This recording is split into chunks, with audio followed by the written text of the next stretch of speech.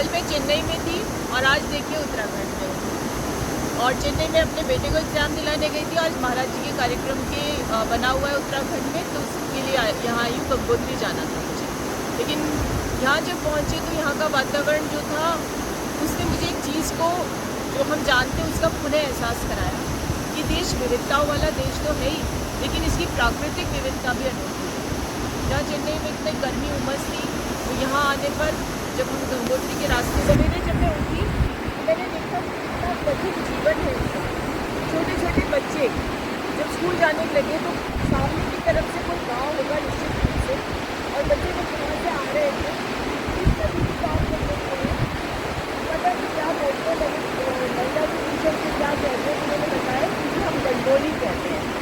और इस गंडोली में बच्चों को बिठा करके नदी के एक तट से दूसरे तट तक पहुँचाने का श्रम खुद वहाँ के ग्रामीण लोग, परिवेश की लोग जो व्यक्ति है, सज्जन है, वो कर रहे थे।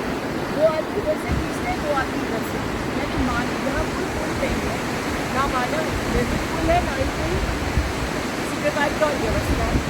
तो ये कहते हैं ना कि इनोवेशन जो होता है वो ज़रूरत होती तो अपने आप हो जाता है, वही क्षेत्र के लोगों ने किया है। और ये प्राकृतिक प्रकार से जो स्थान है ये सचमुच में बहुत ही अद्भुत है। जहाँ मैं खड़ी हूँ एक आश्रम की छत है, इसके पीछे एक मंदिर है, वहाँ पर सामने गई हूँ और चारों तरफ इस प्रकार का वातावरण है। लोग आते पर्यटन के लिए क्या है, लेकिन अमूमन धार्मिक पर्यटन के लिए आते हैं।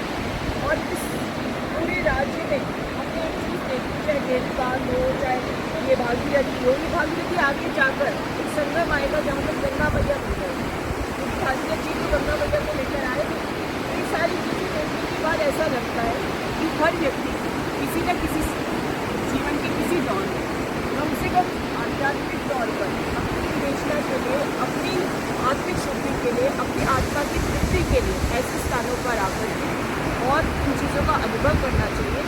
तभी मानव होने की जो हमारी अच्छाई है वो हमें परिलक्षित